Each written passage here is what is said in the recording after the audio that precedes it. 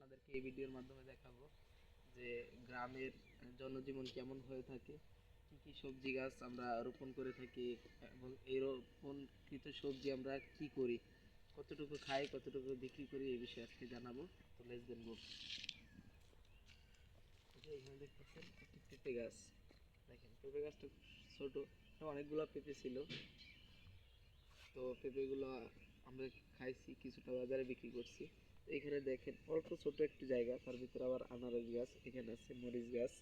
দেখতেছেন খুব কাছ থেকে দেখো মরিচ গাছগুলো।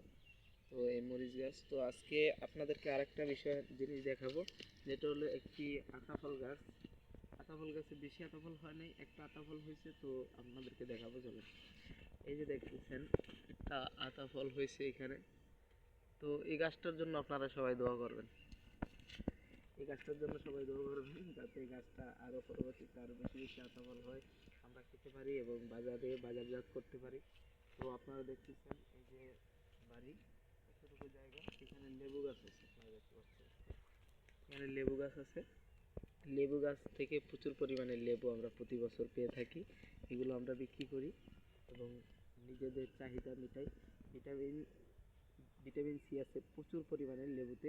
সবাই সবাই চেষ্টা করবেন সবার বাড়িতে একটি করে লেবু গাছ রোপণ করার জন্য। তো ভালো থাকবেন, আমার ভিডিও যদি ভালো লেগে থাকে তাহলে একটি লাইক এবং সাবস্ক্রাইব করে পাশে থাকবেন, যাতে পরবর্তী ভিডিওগুলো আপলোড করার সাথে সাথে আপনার কাছে চলে যায়। এবং আমার ভিডিও দেখে যদি কারো উপকৃত হয়ে থাকে ভিডিওটা অবশ্যই শেয়ার করবেন। ধন্যবাদ সবাইকে, ভালো থাকবেন, আল্লাহ হাফেজ।